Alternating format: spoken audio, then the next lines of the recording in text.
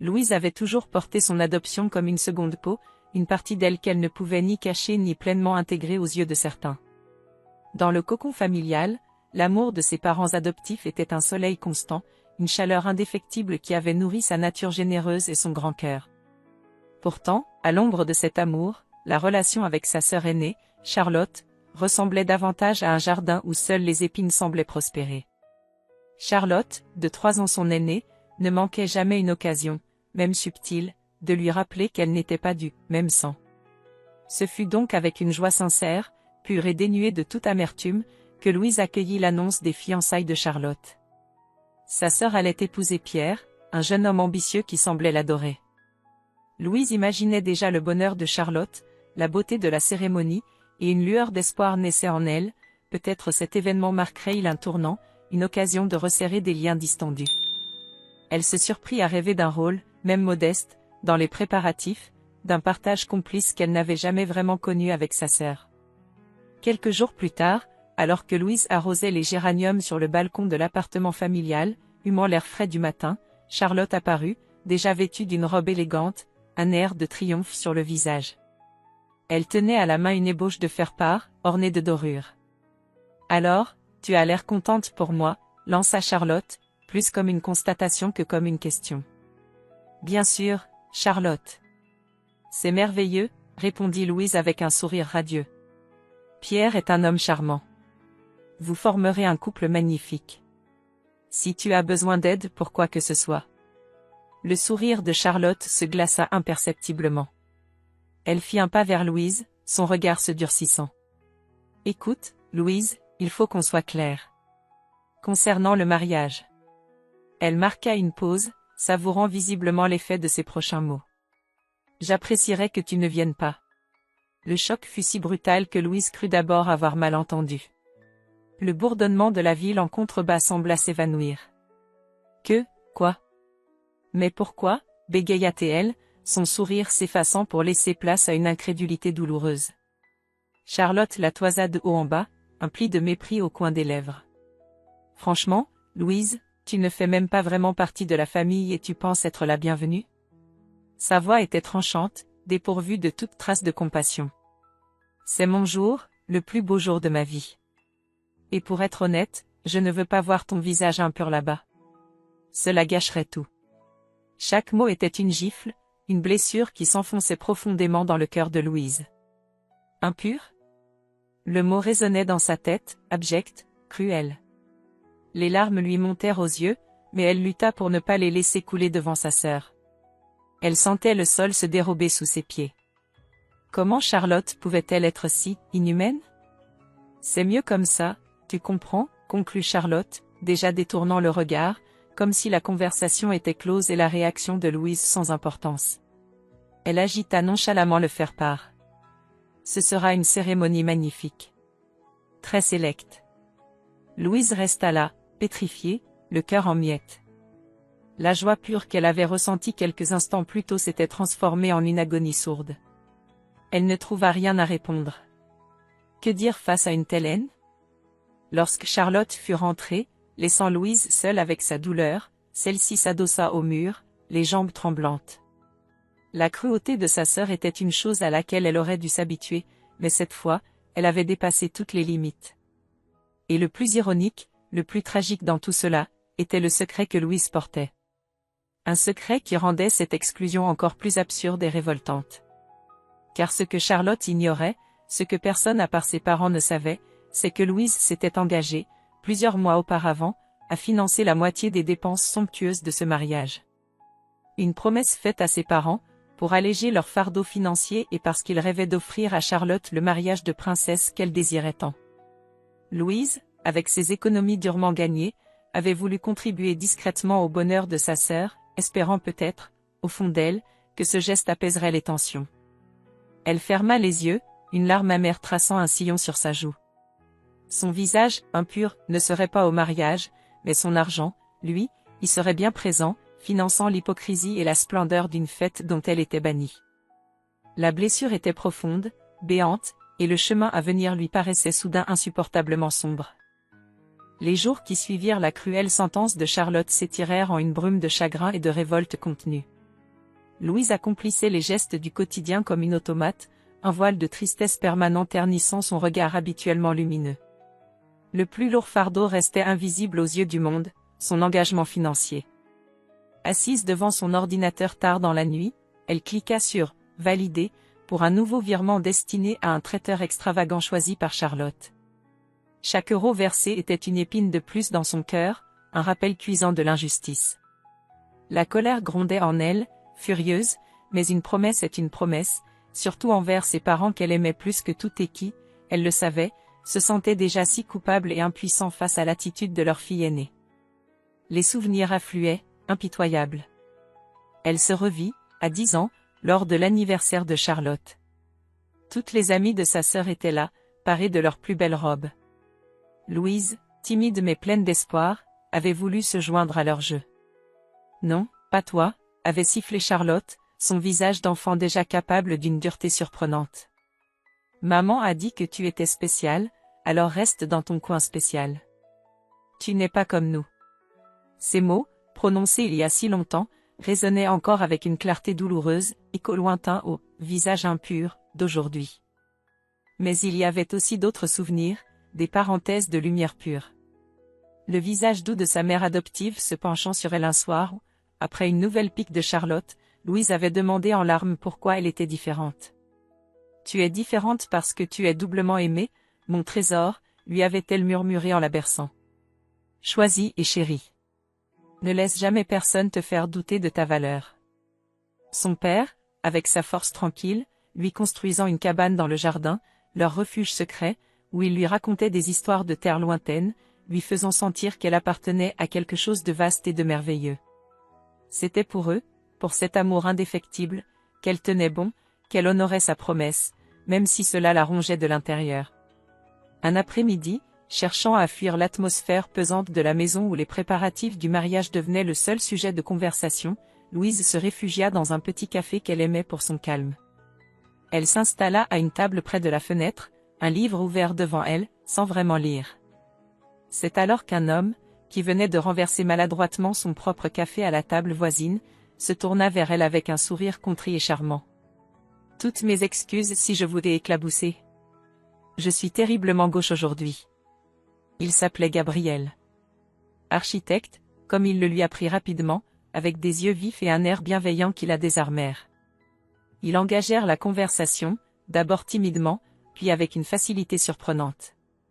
Louise ne parla pas de son exclusion du mariage, encore moins de son arrangement financier. Mais Gabriel, avec une intuition rare, sembla percevoir la mélancolie qui l'enveloppait. « Vous avez l'air de porter le monde sur vos épaules », lui dit-il doucement, sans la juger. Mais même Atlas a besoin de souffler parfois. Pour la première fois depuis des jours, Louise sentit un véritable sourire étirer ses lèvres. La présence de Gabriel était comme un baume inattendu sur une plaie à vif. Ils parlèrent de tout et de rien, de leur passion, de leurs rêves. Quand elle quitta le café, une infime lueur d'espoir s'était rallumée en elle. Mais la réalité la rattrapait vite. Le soir même, elle entendit ses parents discuter à voix basse dans le salon. Sa mère semblait préoccupée. Charlotte veut absolument ses compositions florales hors de prix. Celles avec les orchidées rares. Je ne sais pas comment nous allons faire. Le cœur de Louise se serra. Ces orchidées, elle savait exactement combien elles coûtaient. Une partie de son prochain virement leur serait consacrée. La solitude de son secret lui pesa alors plus lourdement que jamais, tandis que les échos des préparatifs fastueux du mariage de sa sœur continuaient de la hanter, la laissant seule face à sa douleur et à sa générosité bafouée. Les semaines s'égrenaient, et avec elles, les exigences de Charlotte enflaient comme une montgolfière sur le point d'exploser. Louise l'entendait souvent au téléphone, sa voix au perché résonnant dans l'appartement, se plaignant d'un fournisseur, exigeant des modifications de dernière minute, chaque caprice ajoutant une nouvelle ligne au budget déjà conséquent. Non, mais vous vous rendez compte ? Cette nuance de rose n'est pas exactement celle que j'avais demandée pour les rubans des chaises. Et le champagne millésimé, il est impératif de l'avoir, peu importe le coût.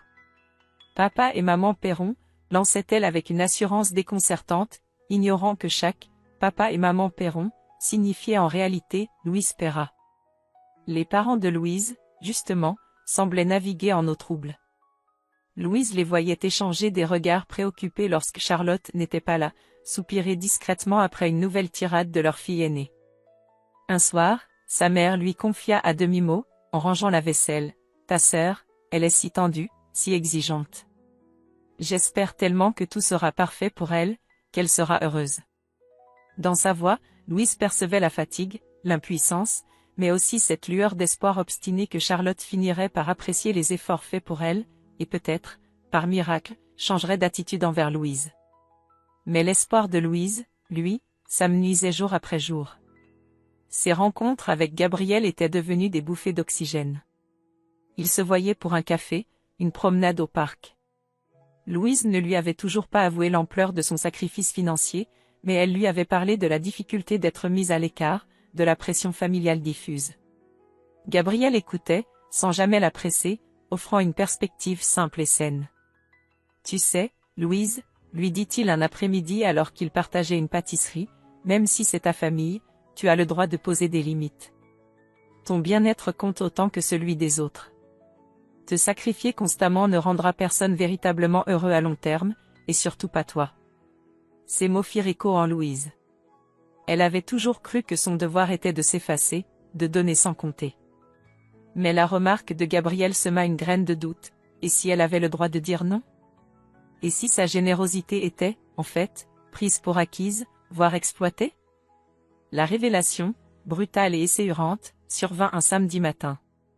Sa mère, dépassée par la gestion des multiples factures et des communications avec les prestataires du mariage, demanda à Louise de l'aider à vérifier certains relevés bancaires en ligne liés à un compte spécialement ouvert pour les dépenses de la cérémonie, un compte que Charlotte gérait principalement. « Tu es si douée avec ces choses-là, ma chérie, et Charlotte est tellement éparpillée, » avait dit sa mère avec un sourire las. Louise s'installa donc devant l'ordinateur, ouvrant les relevés. Au début, tout semblait normal, traiteur, fleuriste, location de la salle. Puis, son regard fut attiré par une ligne de dépenses inhabituelle, d'un montant conséquent, libellée au nom d'une boutique de maroquinerie de luxe. Intriguée, elle cliqua pour voir le détail. La date correspondait à la semaine précédente. Ce n'était clairement pas une dépense pour le mariage. Plus bas, une autre, pour un spa prestigieux, sous la mention vague « Frais de préparation mariée ». Louise connaissait les arrangements, la coiffure et le maquillage étaient déjà couverts par un autre forfait. Elle sentit un frisson glacial lui parcourir l'échine. Elle fouilla plus attentivement, comparant avec les devis qu'elle avait vus passer. D'autres dépenses personnelles, plus petites mais significatives, apparurent, des vêtements de marque, des accessoires, même un court séjour dans un hôtel de charme le week-end précédent, camouflé sous une ligne de frais de repérage lieu lune de miel. Charlotte ne se contentait pas de la générosité indirecte de sa sœur, elle la volait sciemment, détournant l'argent destiné à son propre mariage pour satisfaire ses caprices personnels. Louise se recula de l'écran, le souffle court. La graine du doute venait d'éclore en une certitude amère et révoltante. Ce n'était plus seulement de la cruauté ou de l'exclusion, c'était de la malhonnêteté pure et simple. Une colère froide, qu'elle n'avait jamais ressentie auparavant, monta en elle, balayant la tristesse et la résignation. Les mots de Gabriel sur le respect de soi résonnèrent avec une force nouvelle. Elle avait été aveugle, trop désireuse de paix familiale. Mais il y avait des limites, et Charlotte venait de les franchir allègrement. La douleur était toujours là, mais elle était désormais teintée d'une détermination nouvelle. Elle ne savait pas encore comment, ni quand, mais une chose était sûre, elle n'allait plus subir en silence. La colère froide qui avait envahi Louise après sa découverte ne la quitta plus. Elle se mua en une détermination tranquille, méthodique. Chaque soir, après son travail, elle passait des heures à rassembler méticuleusement les preuves de la duplicité de Charlotte, relevés bancaires surlignés, copies d'écran des transactions suspectes, croisant les dates et les montants avec les dépenses légitimes du mariage. Ce n'était pas une quête de vengeance qui l'animait, mais un besoin impérieux de vérité. Elle ne voulait pas gâcher le mariage de sa sœur, cette fête que ses parents désiraient tant, mais elle ne pouvait plus tolérer que l'hypocrisie règne en maître, financée par sa propre générosité bafouée. La surprise qu'elle préparait serait celle de la vérité, implacable et nécessaire. Quelques jours plus tard, assise en face de Gabriel dans leur café habituel, Louise sentit qu'elle pouvait enfin tout lui dire. La confiance qu'il lui inspirait, son regard franc et sa bienveillance constante avaient fait tomber ses dernières barrières. Elle sortit de son sac une petite chemise cartonnée et la posa sur la table entre leurs tasses. « Gabriel, il y a quelque chose que je dois te montrer, et te raconter. » Tout. Sa voix tremblait légèrement au début, puis s'affermit à mesure qu'elle exposait la situation, son exclusion, le financement secret, et enfin, la trahison de Charlotte avec les fonds détournés. Elle lui montra les preuves. Gabriel l'écouta sans l'interrompre, son expression passant de la surprise à l'indignation, puis à une profonde admiration pour le courage de Louise. « C'est inimaginable, souffla-t-il enfin, secouant la tête. La cruauté de ta sœur est une chose, mais cette malhonnêteté. Et toi, au milieu de tout ça, tu as continué à payer. Tu as une force incroyable, Louise. » Il posa sa main sur la sienne, un geste de soutien qui réchauffa le cœur de Louise. « Que comptes-tu faire ? » « Je veux que la vérité soit dite, » répondit Louise avec calme. « Pas par moi, directement. Pas pour créer un scandale public le jour J. Mais mes parents, ils doivent savoir, et ils doivent agir. C'est aussi leur honneur qui est en jeu. » La confrontation avec ses parents fut l'une des épreuves les plus difficiles. Elle choisit un soir où Charlotte était sortie. Assis dans le salon, elle leur présenta les mêmes preuves qu'à Gabriel. Le choc fut immense. Sa mère fondit en larmes, se reprochant sa naïveté, sa lâcheté peut-être. Son père, d'abord silencieux, le visage fermé, laissa éclater une colère sourde contre Charlotte, puis une immense tristesse. « Comment a-t-elle pu, après tout ce que tu as fait pour elle, en secret ?» murmura sa mère, anéantie. « Je ne vous demande pas d'annuler le mariage, » dit Louise, la voix ferme malgré l'émotion. « Mais je ne peux plus être complice de ce mensonge. Charlotte doit savoir que nous savons. Et elle doit comprendre qu'il y a des conséquences à ses actes. » Après une longue discussion, chargée d'émotions contradictoires, ses parents prirent une décision. Ils étaient meurtris, déçus, mais aussi conscients de leur part de responsabilité pour avoir laissé la situation dégénérer. Ils allaient parler à Charlotte. Cette tentative de médiation, à quelques jours seulement du mariage, fut un échec cuisant. Louise n'y assista pas, mais elle entendit les éclats de voix depuis sa chambre. Ses parents, armés des preuves de sa duplicité, tentèrent d'amener Charlotte à la raison, de lui faire prendre conscience de la gravité de ses actes. Mais Charlotte, acculée, se réfugia dans le déni et l'agressivité.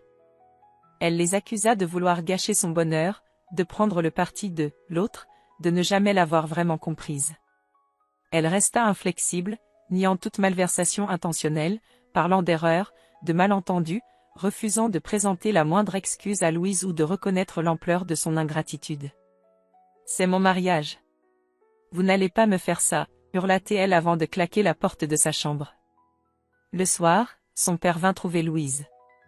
Son visage était las, mais une nouvelle lueur brillait dans ses yeux, celle d'une résolution inébranlable. « Ta mère et moi, nous avons compris. Il n'y a plus de discussion possible avec ta sœur pour le moment. Mais la vérité sera dite. Tu as ma parole. » La veille du mariage, une tension électrique emplissait l'appartement. Louise, bien que bannie de la cérémonie, ressentait une étrange forme de calme. Elle avait fait tout ce qui était en son pouvoir. Elle avait planté les graines de la vérité, et elles allaient germer, d'une manière ou d'une autre. Gabriel l'appela pour lui souhaiter du courage, admirant sa dignité silencieuse.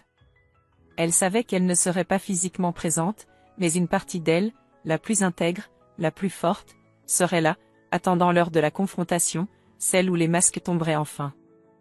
Le soleil de juin inondait la ville d'une lumière dorée, mais pour Louise, cette journée avait un goût amer. Tandis que les cloches de l'église sonnaient à toute volée pour le mariage de Charlotte, elle était dans son petit appartement, un livre ouvert sur les genoux, mais l'esprit ailleurs. Elle avait refusé les invitations d'amis, préférant cette solitude choisie à une pitié mal déguisée. Elle avait respecté l'interdiction de sa sœur, aussi cruelle fût-elle. Gabriel l'avait appelée le matin, sa voix chaude lui apportant un réconfort fugace. « Courage, Louise. La vérité a sa propre force. » Elle s'accrochait à ces mots, imaginant la scène, espérant que ses parents tiendraient parole. À quelques kilomètres de là, la réception battait son plein dans un domaine somptueux, dont les jardins à la française et les salons richement décorés témoignaient d'une dépense considérable. Charlotte, resplendissante dans sa robe de créateur, flottait au milieu des invités tel un signe royal, savourant chaque compliment, chaque regard admiratif. Pierre, son époux depuis quelques heures à peine, la couvait d'un regard amoureux, fier de cette femme éblouissante. Les parents de Louise et Charlotte souriaient, serraient des mains, mais un observateur attentif aurait pu déceler une tension inhabituelle dans leur maintien, une gravité qui contrastait avec l'allégresse ambiante. Puis vint le moment des discours. Après les paroles émues du témoin de Pierre, le maître de cérémonie annonça le père de la mariée. Un silence respectueux se fit. Le père de Louise s'avança lentement vers le micro, une simple feuille de papier à la main, son visage habituellement jovial empreint d'une solennité qui intrigua l'assemblée. Charlotte lui sourit, attendant les éloges habituels. Il commença d'une voix claire, légèrement tremblante au début. Chers amis, chère famille, quel bonheur de vous voir tous réunis pour célébrer l'union de ma fille, Charlotte, avec Pierre. Il marqua une pause, son regard balayant la salle avant de se fixer sur sa fille aînée. Un mariage est un moment de joie, de promesse, mais aussi de vérité. Et aujourd'hui, il y a une vérité que je dois partager avec vous, une vérité qui rend cette magnifique célébration possible. Un froncement de sourcils apparut sur le visage de Charlotte. Pierre semblait perplexe. Le père continua, sa voix gagnant en assurance. Ce mariage fastueux, ces fleurs magnifiques, ce repas délicat, tout cela est le fruit de beaucoup d'efforts, certes. Mais il est aussi, et je pèse mes mots, en très grande partie le fruit de la générosité immense, discrète et du sacrifice financier de mon autre fille, ma fille cadette, Louise. Un murmure parcourut l'assemblée. Tous les regards convergèrent vers Charlotte, dont le sourire s'était figé. Oui, Louise, reprit son père, le ton ferme, celle-là même à qui l'on a refusé le simple bonheur d'être parmi nous aujourd'hui, non par son choix, mais par une décision que je peine encore à comprendre et que je regrette amèrement. Il leva la feuille qu'il tenait. Pour que nul n'en ignore, et parce que la reconnaissance est une vertu cardinale, sachez que la moitié des dépenses que vous voyez ici ont été couvertes par son travail acharné, par son amour pour cette famille. Un geste d'une noblesse rare, surtout face à l'ingratitude. La stupeur fut totale. Charlotte devint livide. Son visage radieux se décomposa, passant de l'incompréhension à une incrédulité horrifiée, puis à une honte cuisante alors qu'elle sentait des centaines d'yeux se poser sur elle. Elle voulut parler, protester, mais aucun son ne sortit de sa gorge. L'humiliation était publique, brutale. Les invités chuchotaient, certains avec indignation, d'autres avec une pitié teintée de mépris pour Charlotte. Pierre, à ses côtés, la dévisageait comme s'il la voyait pour la première fois, un masque de choc et de profond désarroi sur le visage. Le champagne semblait soudain avoir perdu toute sa saveur. Le père de Louise conclut, sa voix chargée d'une émotion contenue mais puissante. J'espère que cette vérité permettra à chacun de mesurer la véritable valeur des cœurs. Merci. Il reposa le micro, laissant derrière lui un silence assourdissant, uniquement troublé par le cliquetis d'un verre qui tombait et se brisait sur le marbre, écho parfait de l'illusion qui venait de voler en éclats. Charlotte restait là, pétrifiée, le faste de son mariage transformé en un pilori doré.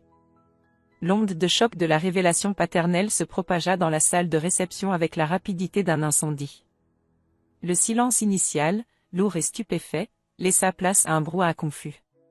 Des groupes d'invités se formèrent, chuchotant avec animation, les regards oscillant entre la table d'honneur désertée par des parents visiblement ébranlés, et Charlotte, figée, le teint cireux, son mari Pierre la fixant avec une expression indéchiffrable. Certains, amis proches de la famille et conscients des tensions passées, affichaient une mine navrée mais peu surprise, d'autres, plus éloignés, semblaient outrés par ce déballage public, tandis qu'une poignée d'alliés de Charlotte tentait maladroitement de minimiser l'incident, parlant d'un malentendu regrettable. La fête, si brillamment commencée, venait de sombrer dans un malaise palpable. Dans un petit salon attenant, loin des regards indiscrets où les organisateurs tentaient de maintenir une façade de normalité, la confrontation éclata avec violence. Charlotte, retrouvant enfin l'usage de la parole, se tourna vers ses parents, les yeux lançant des éclairs. « Comment avez-vous pu ? Comment avez-vous osé me faire ça ? Gâcher mon mariage, m'humilier devant tout le monde. Sa voix était stridente, au bord de l'hystérie. Te rendre compte de la portée de tes actes, voilà ce que nous avons fait, rétorqua son père, la voix grave, la déception se mêlant à la colère. Ton mépris pour Louise, ta malhonnêteté, cela ne pouvait plus durer. Sa mère, en larmes, ajouta, nous espérions une prise de conscience, Charlotte, pas cet orgueil. Pierre, son nouveau mari, se tenait à l'écart, le visage blême. Il s'approcha enfin de Charlotte. Explique-moi, Charlotte. Est-ce que tout cela est vrai? L'argent, ton interdiction à Louise, cette cruauté dont ton père a parlé? Je ne comprends pas. La femme que j'ai épousée. Acculée, dépouillée de son arrogance, Charlotte craqua. Les larmes de rage et d'humiliation coulaient sur son maquillage parfait. Et dans un torrent de paroles amères, la vérité profonde, la racine de sa haine, jaillit enfin, laide et brute. Elle. Toujours elle, sanglota-t-elle, désignant une Louise absente. Depuis qu'elle est arrivée dans cette famille, elle a tout eu. Votre attention, vos louanges, votre admiration. Elle réussissait tout sans effort, l'enfant adoptée parfaite pendant que moi, votre propre fille, je devais me battre pour exister à vos yeux. Vous l'avez toujours préférée, avouez-le. Elle m'a tout volé, même ma place. Son impureté, c'était la mienne que je voyais en elle, la jalousie qui me rongeait. Pendant ce temps, dans son appartement, Louise recevait un appel de son père. La voix fatiguée mais ferme, il lui raconta ce qui s'était passé, le discours, la stupeur de Charlotte, sans omettre la confession finale de sa sœur dont il venait d'être le témoin atterré. Louise écouta, le cœur battant. Un tourbillon d'émotions la submergea, une pointe de justification, oui, la vérité avait éclaté. Mais aussi une immense tristesse face à ce déballage, à la douleur de ses parents, et même, curieusement, une once de pitié pour la détresse pathétique de Charlotte. Surtout, un sentiment nouveau émergeait, une légèreté, comme si un poids invisible venait de lui être retiré des épaules. Gabriel, arrivé peu après l'appel, la trouva pensive. Il avait été mis au courant par le père de Louise également, qui tenait à le remercier pour son soutien discret mais essentiel à sa fille. Il prit Louise dans ses bras. « C'est fait, murmura-t-il. Tu n'as rien à te reprocher. Tu as été digne jusqu'au bout. Ce qui se passe maintenant est la conséquence de leurs actes, de leurs secrets. » Son soutien était un roc. Louise s'appuya contre lui, sentant les dernières bribes de tension la quitter. La confession de Charlotte, aussi terrible soit-elle, expliquait tant de choses. Cette jalousie maladive, nichée au cœur de sa sœur depuis l'enfance, avait tout empoisonné. Ce n'était pas une excuse pour sa cruauté, mais cela révélait une blessure profonde, une faille que Louise n'avait jamais soupçonnée à ce point. La libération commençait, teintée de la mélancolie des illusions perdues, mais porteuse d'un avenir où elle pourrait enfin respirer. 6 mois s'étaient écoulés depuis le mariage de Charlotte, 6 mois qui avaient lentement remodelé le paysage émotionnel de la famille. Les retombées de cette journée mémorable avaient été significatives. Pour Charlotte, la vie avait pris une teinte amère.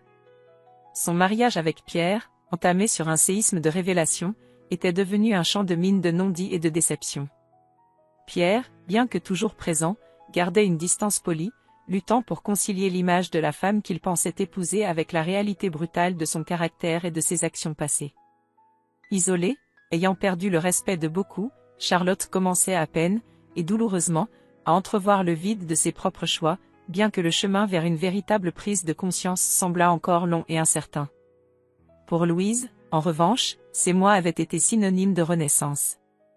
Elle avait, dans un premier temps, mis une distance nécessaire avec Charlotte, un espace pour penser ses propres plaies sans interférence. Mais avec ses parents, les liens s'étaient resserrés d'une manière qu'elle n'aurait jamais cru possible. Les conversations étaient devenues plus franches, plus profondes. Un soir, son père, les yeux embués, lui avait pris les mains. « Louise, ma fille, si tu savais à quel point nous regrettons de ne pas t'avoir mieux protégée, de ne pas avoir vu plus tôt l'étendue de ta souffrance et de ta générosité. Ton cœur est immense. Pardonne-nous notre aveuglement. » Sa mère, à ses côtés, avait acquiescé, les larmes coulant silencieusement. Ces mots, cette reconnaissance sincère, avaient été un baume puissant, cimentant leur amour sur des fondations nouvelles, plus authentiques et solides que jamais. Louise s'épanouissait. La jeune femme autrefois discrète, portant le poids invisible de son adoption et des attentes des autres, avait laissé place à une Louise rayonnante de confiance. Elle marchait la tête haute, un sourire plus fréquent illuminant son visage. Sa relation avec Gabriel était devenue un port d'attache solide, un amour profond et joyeux, nourri de respect mutuel et d'une admiration réciproque. Ils parlaient de l'avenir avec enthousiasme, construisant des projets communs, Gabriel étant le premier à célébrer chaque nouvelle étape de l'affirmation de Louise. « Tu vois » lui dit-il un soir alors qu'ils contemplaient un coucher de soleil flamboyant depuis leur balcon, « tu n'avais besoin de l'approbation de personne pour briller. Ta lumière vient de l'intérieur. » Louise sourit, serrant sa main. Elle comprenait enfin, au plus profond de son être, que sa valeur ne dépendait ni de son sang, ni de l'acceptation de sa sœur, ni du regard des autres. Elle s'était pardonnée d'avoir si longtemps supporté l'inacceptable, d'avoir cru qu'elle devait mériter sa place. Sa place, elle la créait elle-même, chaque jour. Quant à Charlotte, Louise n'éprouvait plus de colère, seulement une sorte de tristesse lointaine. Elle savait que la porte à une éventuelle réconciliation n'était pas scellée à jamais, mais elle ne s'ouvrirait que si Charlotte entreprenait un véritable travail sur elle-même, si elle parvenait à éteindre le feu de cette jalousie qui l'avait consumée. Pour l'heure, Louise se concentrait sur son propre bonheur, sur la construction de sa vie. Un an après le mariage qui avait tout changé, Louise se tenait sur la scène d'une petite conférence locale. Invitée à parler de son parcours en tant que jeune entrepreneur dans le design, elle avait choisi, avec une pudeur émue, d'évoquer aussi l'importance de la résilience et de la quête de sa propre vérité. Devant elle, un public attentif, et au premier rang, ses parents, les yeux brillants de fierté, et Gabriel, son sourire le plus encourageant. En concluant son discours, elle dit « Chacun de nous porte une histoire unique. Parfois, le chemin est semé d'embûches, d'injustices. Mais la plus grande de nos victoires, c'est de ne jamais laisser personne d'autre que nous-mêmes définir notre valeur, ni écrire les chapitres de notre vie. C'est de trouver la force de transformer nos blessures en sagesse, et de choisir, chaque jour, la lumière. » Un tonnerre d'applaudissements l'accueillit. En descendant de scène, rejoignant Gabriel qui l'attendait les bras ouverts, Louise sut qu'elle avait trouvé sa voie. Ce n'était pas seulement une question de paix retrouvée ou de bonheur personnel. C'était la certitude éclatante d'être enfin, et pleinement, elle-même, une femme forte, aimée, et libre. Son avenir s'étendait devant elle, vaste et lumineux, une page blanche qu'elle écrirait avec courage, amour et une dignité désormais inébranlables. C'était cela, sa véritable, sa plus délimbrante victoire. Le parcours de Louise est profondément instructif, nous révélant des niveaux d'apprentissage sur la nature humaine et la quête de dignité. Son histoire nous enseigne, par-dessus tout, que notre valeur intrinsèque et la véritable estime de soi s'épanouissent de l'intérieur, indépendamment des circonstances de notre naissance ou de la validation que nous recevons, ou non, des autres. Louise découvre que son essence et son mérite ne sont ni diminués par la cruauté d'autrui ni définis par les liens du sang, mais bien par la force de son caractère et sa capacité à rester intègre. Ce cheminement vers la connaissance de soi la conduit inévitablement à comprendre l'importance vitale d'établir des limites. Bien que sa nature généreuse l'ait amenée à endurer la souffrance pendant une longue période, arrive un moment où la nécessité de protéger son bien-être et son intégrité devient impérative. La décision de Louise de ne plus tolérer le manque de respect et l'exploitation est un tournant crucial, montrant que l'amour-propre se manifeste aussi par le courage de dire « ça suffit ». En contraste direct avec la croissance de Louise, nous voyons chez Charlotte les conséquences dévastatrices de l'envie et de la cruauté. Ces actes, alimentés par une amertume profonde, non seulement causent de la douleur aux autres, mais la piègent avant tout dans un cycle de malheur et d'isolement, illustrant comment les sentiments négatifs rongent ceux qui les cultivent. Parallèlement, le récit souligne le pouvoir transformateur du soutien authentique. La présence constante et aimante de Gabriel, ainsi que la réconciliation et le repentir sincère de ses parents, offrent à Louise le terreau fertile pour sa guérison et son épanouissement. Ces liens d'affection véritables démontrent combien le soutien inconditionnel est un pilier pour surmonter les adversités. La quête de vérité, aussi ardue soit-elle, se révèle fondamentale et libératrice. Lorsque les faits concernant le sacrifice de Louise et les manipulations de Charlotte éclatent au grand jour, le voile de la tromperie se déchire, permettant à la justice, même tardive, de commencer à se manifester et au cycle de souffrance d'être interrompu. Finalement, l'histoire de Louise est un témoignage inspirant de la résilience humaine et de notre capacité de dépassement et de reconstruction. Elle n'émerge pas seulement des épreuves, mais les utilise comme des tremplins vers une maturité profonde, se pardonnant à elle-même et prenant les rênes de son propre bonheur. Louise nous enseigne que nous sommes les véritables architectes de nos vies, capables de transformer les blessures les plus douloureuses en source de sagesse et de construire un avenir où la paix intérieure, la dignité et l'amour propre sont les protagonistes.